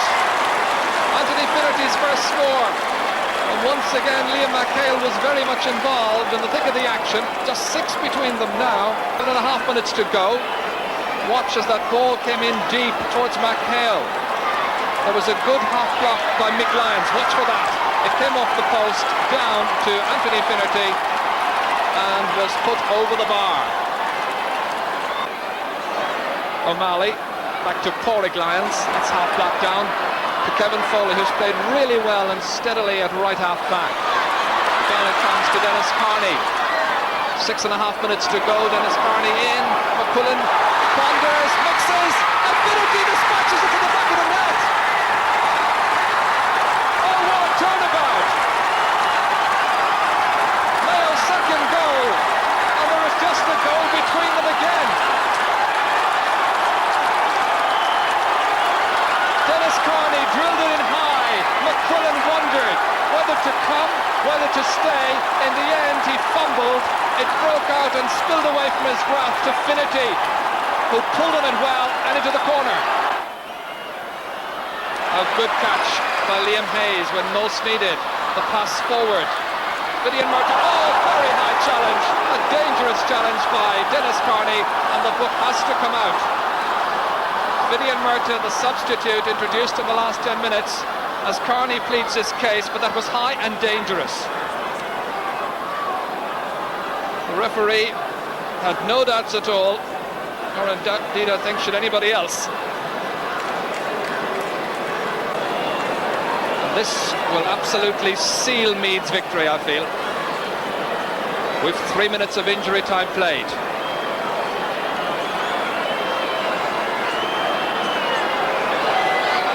Brian Stafford kicks. It's Meath's 16th point. He's got 9. Fine contribution. He says, surely that's it, referee. 7 points between the teams. And there it is. It's Meath who go forward to the All-Ireland final. The county's 11th appearance in the decider. They got a bit of a fright in the last 15 minutes from a very gallant Mayo team. Full credit to both teams for a semi-final which ends Meath 16 points, Mayo 2 goals and 5. And the Royal County's dream of a 2 in a row is very much still alive. It'll be a Meath-Cork final as expected. A brave and battling performance by Mayo, but in the end it was Meath's experience which saw them through. And so their supporters, who'd waited so long for All-Ireland success, now faced the happy prospect of seeing their team make it 2 in a row. But in the final on September the 18th, well, Cork showed that they'd learned much from their defeat of 12 months before. Little chip forward towards Paul McGrath. Martin O'Connell's his marker. Here's Dennis Allen, the 36-year-old, making his first All-Ireland final. Nice ball inside. McCarthy's moved inside. Teddy McCarthy shot. It's a goal!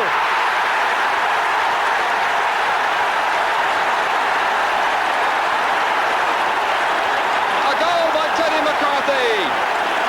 2.5 minutes gone. Conceived by the genius of Dennis Allen. What running by McCarthy, slack marking at the back. And it was Kevin Foley who was left with the task of trying to block this one. It went through the goalkeeper's legs. And Cork have gone into a 1-goal lead. Peggy, nice run. And it's over the bar. For Meath's opening score, which has come after 8 minutes play.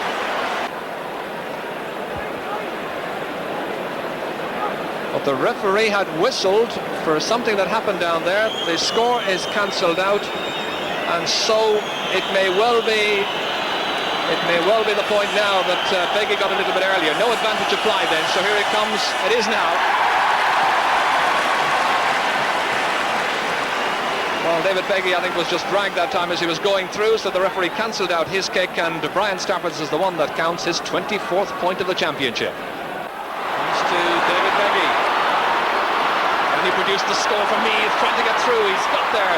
Shoulder tackle late. Back to Stafford. The little chip is over the bar. And it's Meath's second point. He's got both those scores, and that's the first to come from play. So we have a point separating the sides. Robbie O'Malley jumps with 2 Corkmen. Dave Barry releases it back to Teddy McCarthy. Belting it forward towards Dennis Allen, making a good diagonal run across from right to left. Corrick Lyons his marker. Drilling it over to another unmarked player. That's Paul McGrath. Into Michael McCarthy unmarked. Good forward play. And it produces a fine point. Michael McCarthy, one of the finds of the year for them. It's come through the under-21 ranks. Dennis Allen was the one who set it up with Paul McGrath. And look at the slack marking, which was responsible really for the goal just before this. But it was a very good finish by McCarthy. Cork then leading by 2 points. Meath are free for that bit of holding on Liam Hayes. Taken quickly by Harn, and he belts it high into the Cork defence. Gallimore catches, happily recovered from injury, and it's over the bar. This game is opening up. Well, Meath's recovery now complete after the shock of that goal they conceded to Teddy McCarthy after just 2.5 minutes play.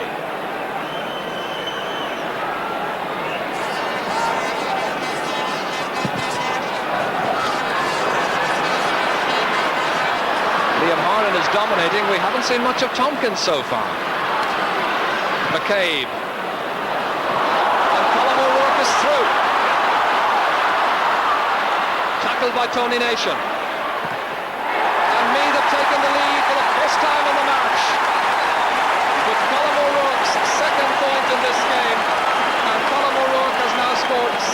place in this year's championship. Teddy McCarthy again, in towards Michael McCarthy, his namesake, the Skibbereen man trying to make connection. McQuillan does well, Porrick Lyons tidies, across to the waiting Martin O'Connell, and the danger averted. Nice turn by Beggy, robbed by Dennis Allen, to Teddy McCarthy again. Kevin Foley is marking. Beggy is adjudged to have touched the ball on the ground, and it's going to be a free in for Cork for Larry Tompkins and a chance of an equaliser.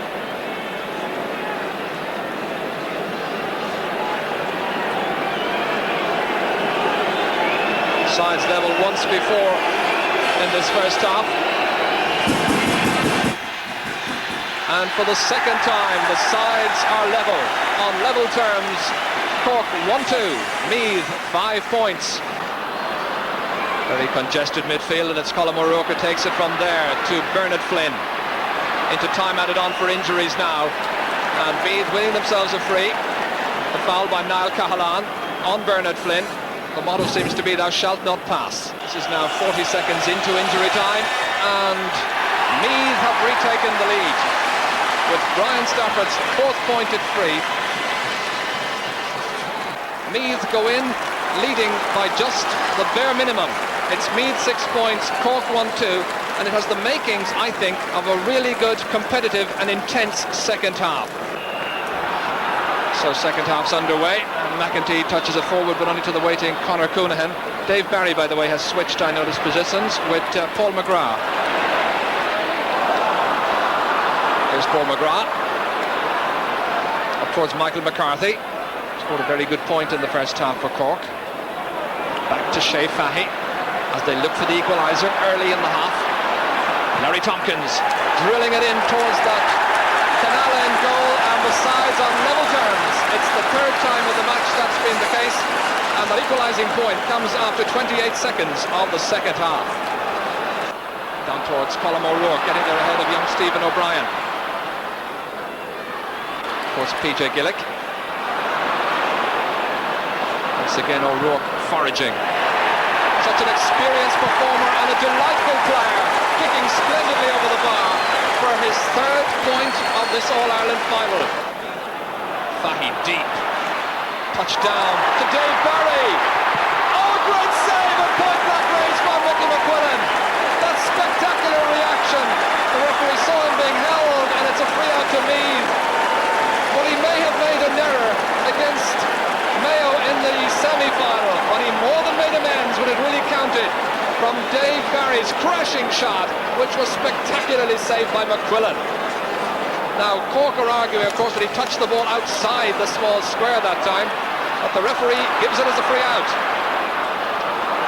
So one of the moments they'll talk about, I know, again and again, when this game is over. Dennis Allen now.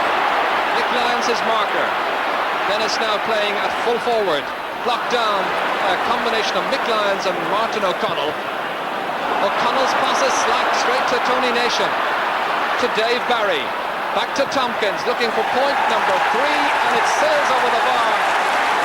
A man who was born in Dublin, brought up for a time in Wicklow, played so much of his football in Kildare, and now he's in the red of Cork. And I think we're going to have a really exciting and hopefully thrilling second half. McEntee, he can be so influential, a player of great craft and know-how. Kick taken by Porrick Lyons. Oh, a great reaching catch, but not taken by Cahalan as he would have wished, and it comes to Brian Stafford, and it's over the bar. Brian Stafford picking up the pieces. That's his 5th point, and Meath go in front again. Well, such a seesawing game.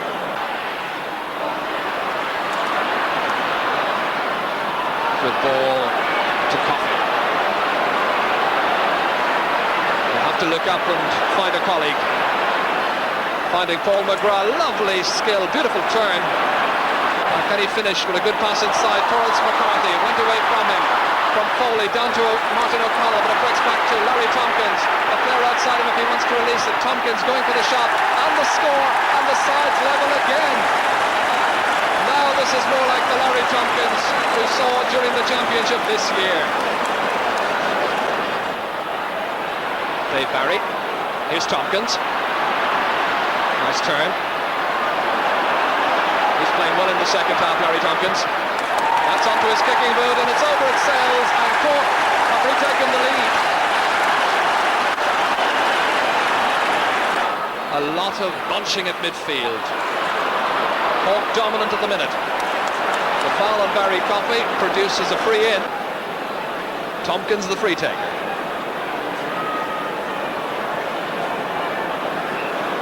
He's got 6 of Cork's 10 points so far.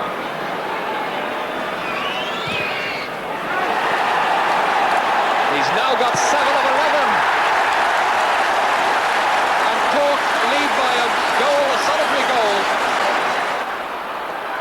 Liam Hayes takes that splendidly from the air. Referee waited to see would anything come of it, and as it didn't, it's going to be a free to Meath.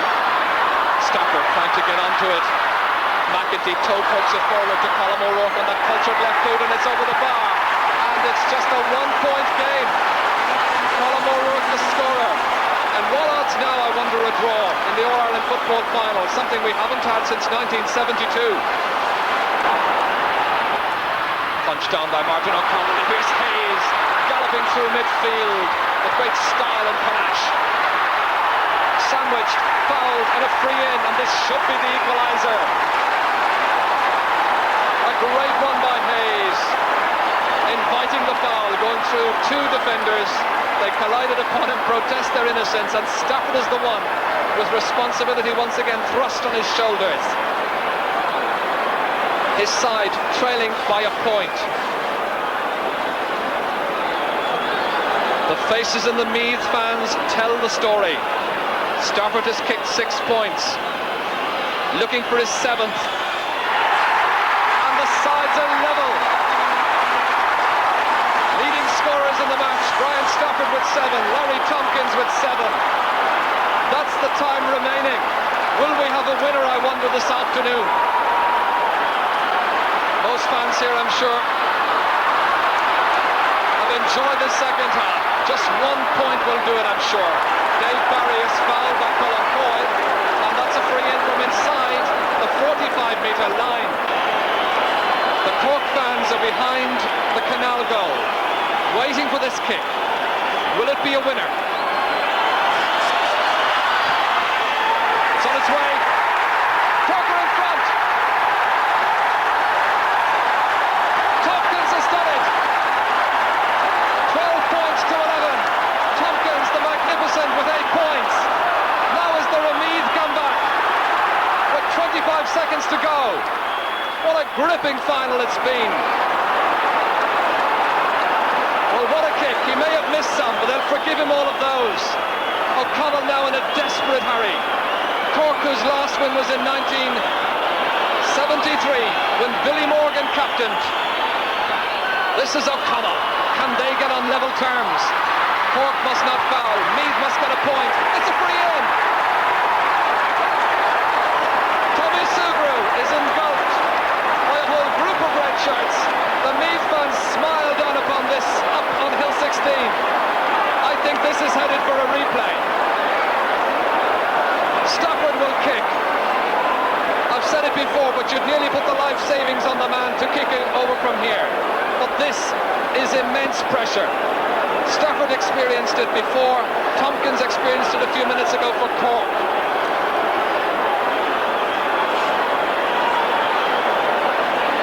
1-9 for Cork, 11 points for Meath.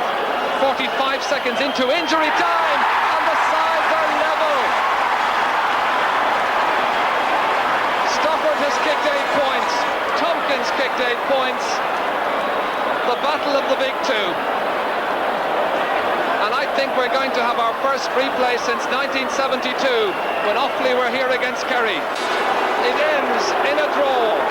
The first time since 1972 that the match ended level.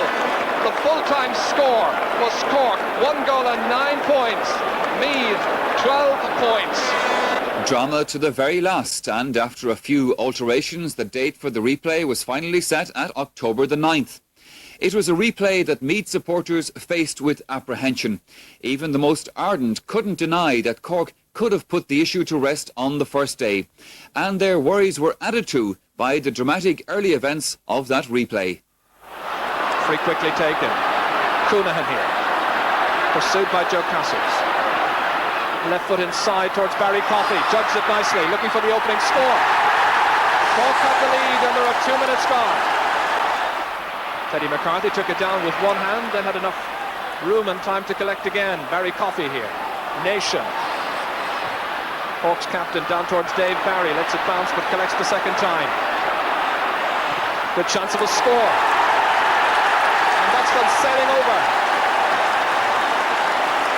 Cork retake the lead. There's the Cork dugout down there. Billy Morgan in the centre. Sean Murphy beside him and Dr. Con Murphy.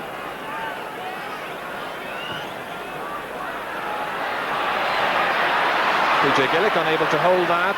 That's Niall Cahalan, and there was a wild fist that time, and the referee going back there tried to sort this one out, and Jerry McEntee is the player that he's trying to get a word with. Some of the others are shaping up to one another as well, and just as in the opening minute, it just took a wild blow like that to start the game moving again. And let's watch it once again as the referee checks with his linesman over there. Gillick couldn't hold it. Cahalan got onto it. Now watch what happened next. That's Jerry McEntee, and there's the fist which the referee hadn't seen. It's Jerry McEntee then that the referee has gone across to take his name, and he's been sent off. Sent off, Jerry McEntee, after just 6.5 minutes. The player about whom there was so much written and spoken before this match.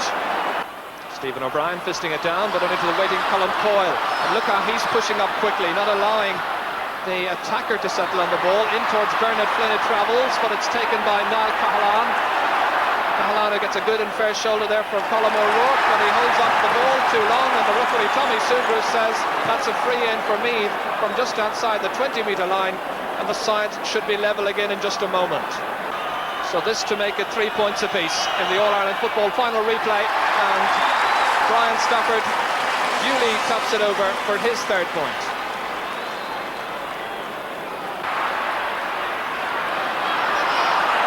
Meath playing well despite being down to 14 men, pressing forward the whole time. Liam Hayes here, taken down on a free, which Brian Stafford, you can be sure, will take. So 10 minutes before half-time, Brian Stafford kicks, and over it sails, and Meath are in front. Stafford's got all their points, they've all come from frees, and that is the position then, 4 points to 3. Here's Tony Nation playing well at left half-back. Challenge from behind by David Beggy, chopping down as it were, and the referee signals the free in for Cork. Will he drop it in? Giving it everything he has, and that's a nice point, and they're level again. Larry Tompkins' second point, both of them coming from frees. A smile on the face of the manager Billy Morgan.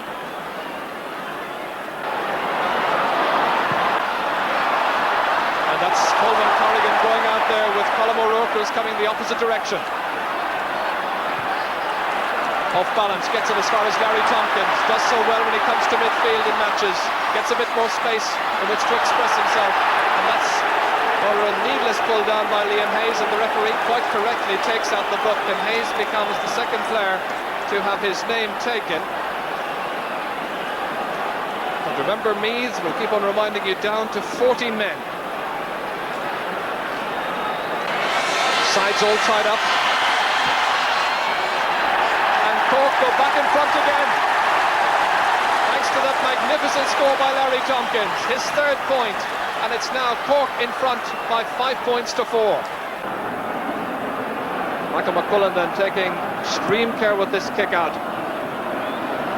and Meath win it in the middle. Once again it drops down to Cork's loose player Tony Davis, the extra man. Belting it forward, Martin O'Connell is under it well. He's got support on the far side, and he gets it there with Robbie O'Malley. Dodging around would-be tackles. driven well across field to Terry Ferguson, the left corner back moving up. Point around Conor Coonahan. Bernard Flynn here, belting it towards David Beggy. This is a good build-up. Cork have been tending to drift in towards the man on the ball, leaving a loose player, and it's exploited by a free-running Meath attack, and that's Colm O'Rourke who gets his first score of the afternoon, an invaluable one, making it 6 points to 5.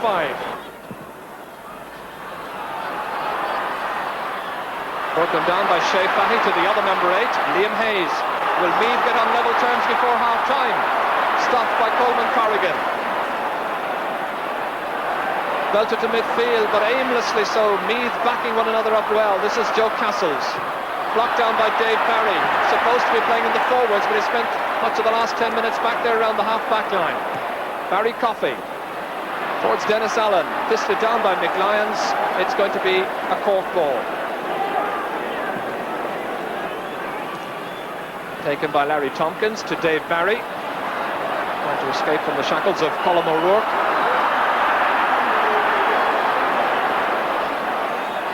Stephen O'Brien here. Conor Coonahan. Loose player outside, Tony Davis. With a minute to go to half-time. Fitting to stretch Cork's lead, but has put it wide. Cork then continuing to lead by 6 points to 5. So the crowds here, around about 64,000, waiting for this match still to take off. As the referee whistles for half-time, it hasn't been a particularly free-flowing first half. Plenty of errors, but Meath reduced to 14 men after 6.5 minutes when Jerry McEntee was sent off. Leading scorers so far, Stafford and Tompkins 4 each. And at half-time, Cork lead by a point.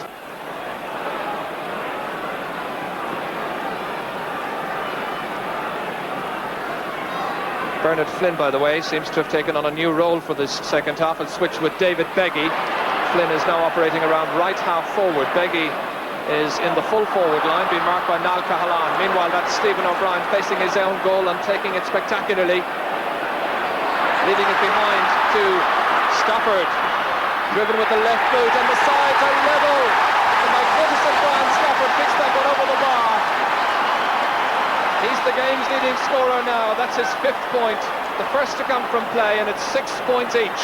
Tompkins taking it to the unmarked Dave Barry. I've expected a lot more from Dave Barry and Dennis Allen. Here he comes. Saved by Colin Coyle. Coyle backed into that well. Tompkins slips. Paul McGrath chips up, shouldered by Colin Coyle, and the referee says free in. No advantage allowed. Nicely taken up that time by Paul McGrath, and Coyle went in and nudged him in the back. So it's going to be a free in for Cork.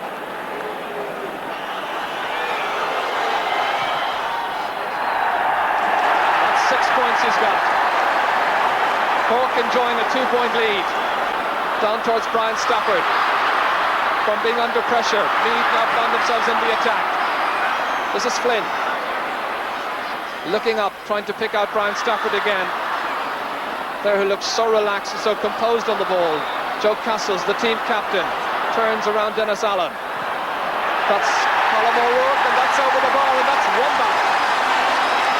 O'Rourke's second point, making it 8 points to 7.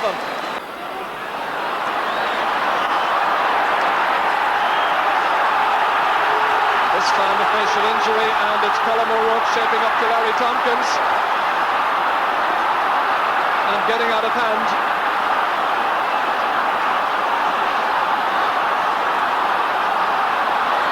Burton, the physio, is in there to attend to the injured player. There's Colm O'Rourke, who was involved just a moment ago, as we watched the slow motion of that one. Side behind by a point. This is a little bit more accurate than the last kick. A good deal more accurate. They're over the bar. And his 6th point has tied it up once more. Martin O'Connell. Towards Bernard Flynn. Getting there just ahead of Tony Nation. That's a neat pick-up. The switch of Flynn might well work. That's over the bar. He's a relieved player. Meath have gone in front. Bernard Flynn is the scorer.